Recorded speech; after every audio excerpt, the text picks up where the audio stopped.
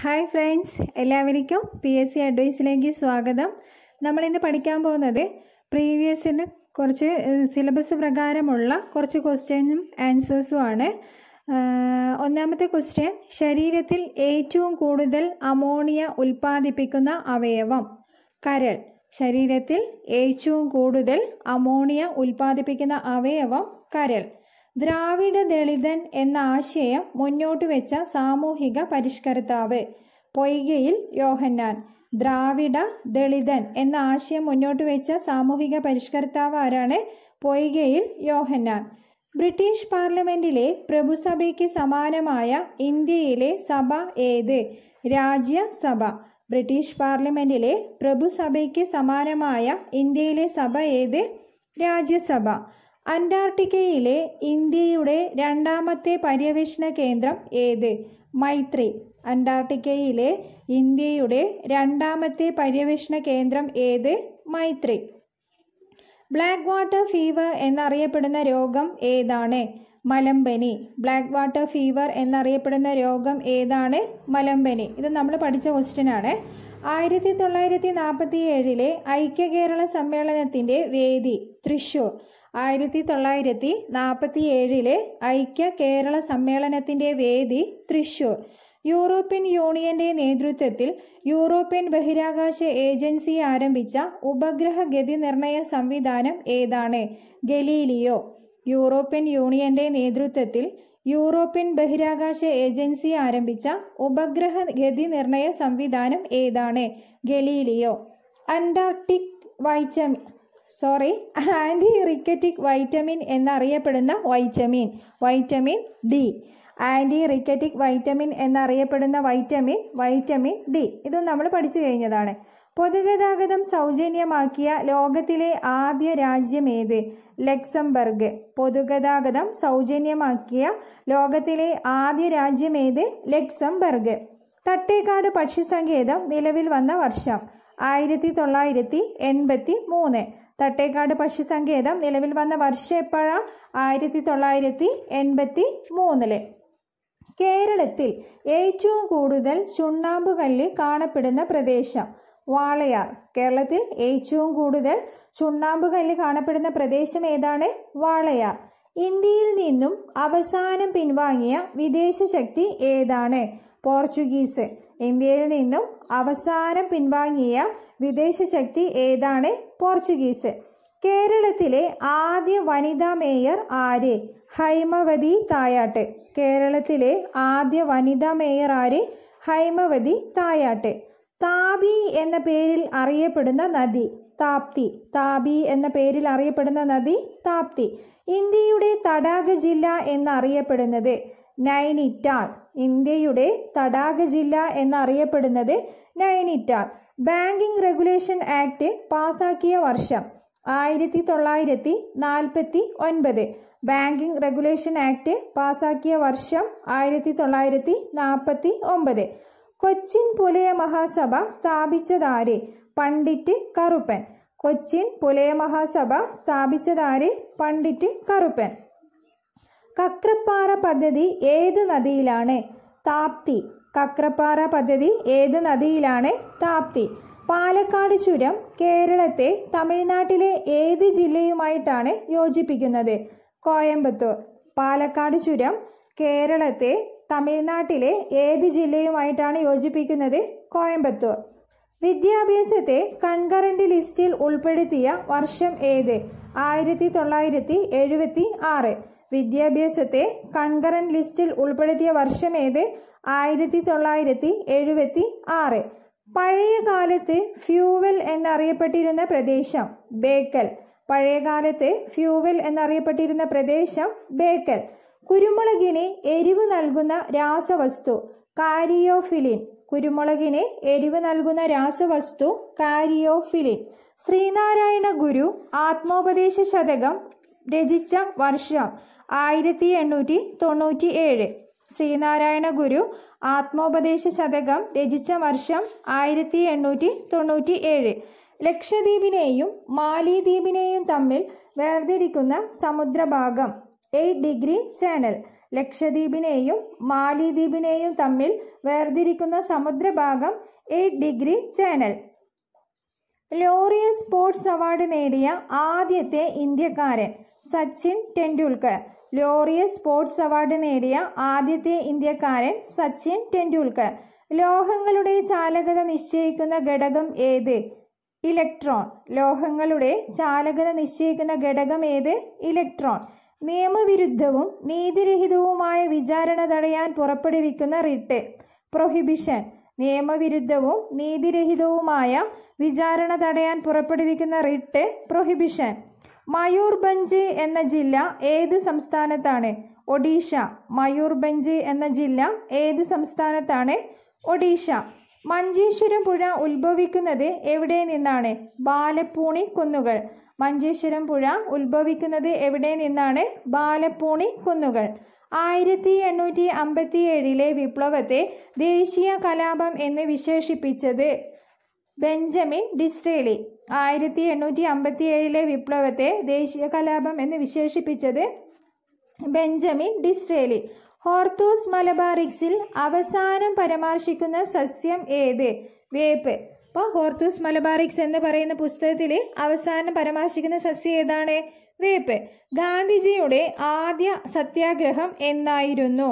അപ്പോൾ ഈ പരീക്ഷയ്ക്ക് അവർ വർഷമാണ് ചോദിച്ചത്.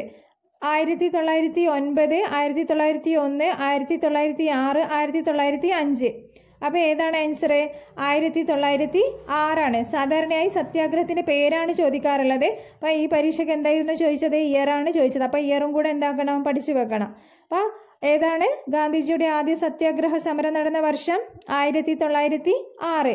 ബാലഭട്ടാരകൻ എന്നറിയപ്പെട്ട നവോത്ഥാന നായകൻ ചട്ടമ്പി സ്വാമികൾ. ബാലഭട്ടാരകൻ എന്നറിയപ്പെടുന്ന നവോത്ഥാന നായകൻ ചട്ടമ്പി സ്വാമികൾ.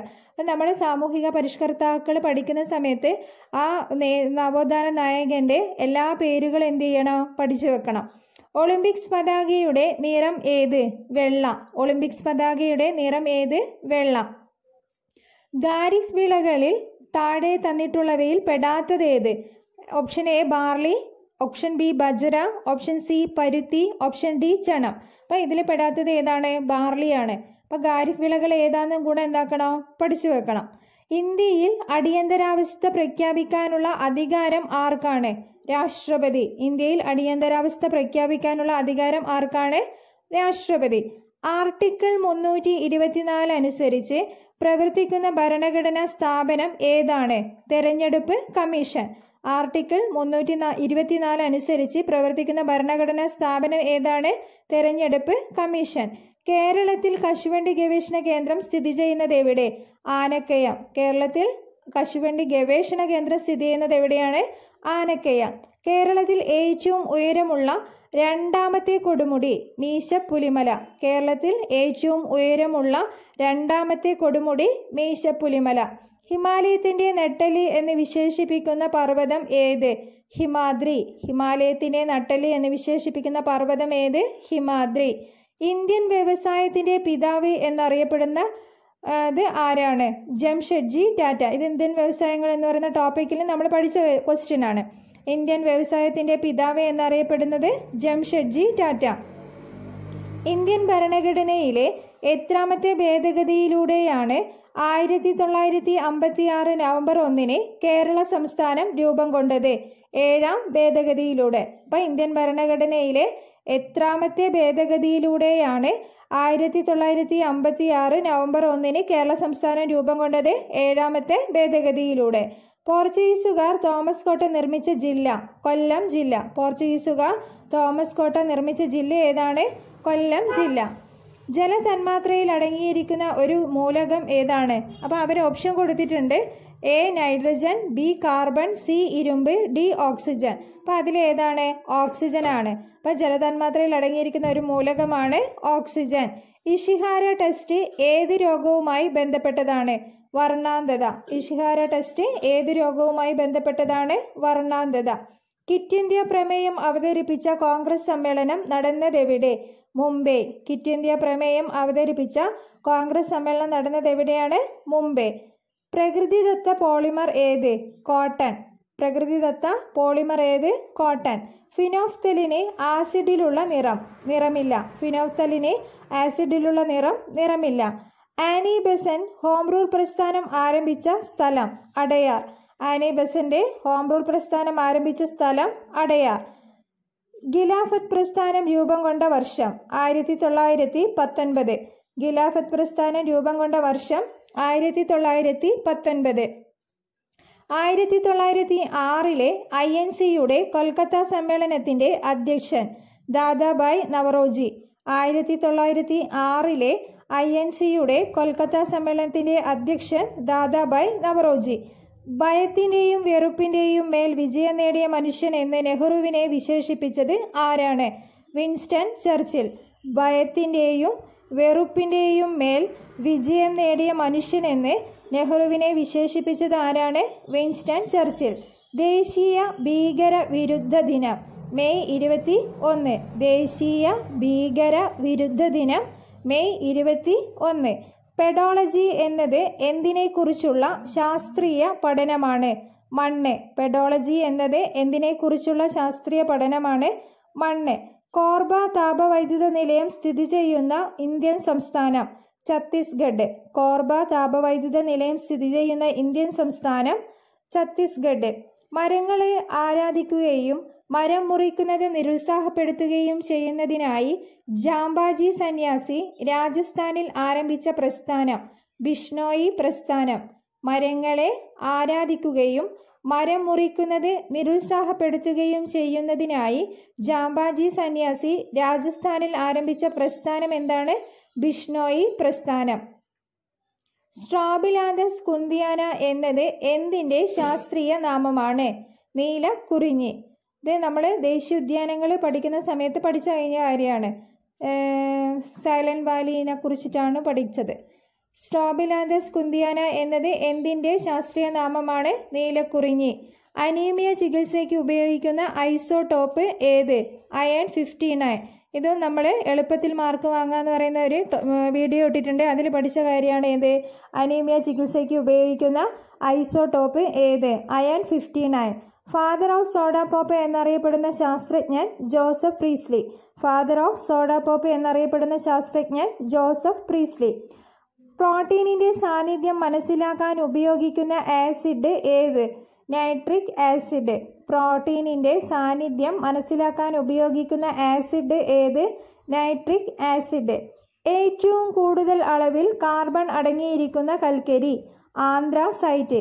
ഏറ്റവും കൂടുതൽ അളവിൽ ഏറ്റവും കൂടുതൽ അളവിൽ കാർബൺ അടങ്ങിയിരിക്കുന്ന കൽക്കരി ഏതാണ്? ആന്ത്രാസൈറ്റ്. ഒരു കലോറി എന്നത് 4 ജൂൾ ആണ്. ഒരു കലോറി എന്നത് 4 ജൂൾ ആണ്. ക്വസ്റ്റ്യൻ എങ്ങനെയായിരുന്നു? ഒരു കലോറി ഡാഷ് ജൂൾ. അപ്പോൾ എത്രയാണ്? 4.2. മെർക്കുറിയുടെ ദ്രവണാങ്കം -39 ഡിഗ്രി സെൽഷ്യസ്. മെർക്കുറിയുടെ ദ്രവണാങ്കം എത്രയാണ്? -39 ഡിഗ്രി സെൽഷ്യസ്. രോഗാണു വിമുക്ത ശസ്ത്രക്രിയയുടെ പിതാവ് ജോസഫ് ലിസ്റ്റർ. രോഗാണു വിമുക്ത ശസ്ത്രക്രിയയുടെ പിതാവ് ജോസഫ് ലിസ്റ്റർ. ജ്ഞാനേന്ദ്രിയങ്ങളിൽ നിന്നും ആവേഗങ്ങളെ തലച്ചോറിലോ സുഷുമ്നയിലോ എത്തിക്കുന്ന നാഡികൾ സംവേദ നാഡികൾ. ജ്ഞാനേന്ദ്രിയങ്ങളിൽ നിന്നും ആവേഗങ്ങളെ തലച്ചോറിലോ സുഷുമ്നയിലോ എത്തിക്കുന്ന ഭാഗം ഏതാണ്?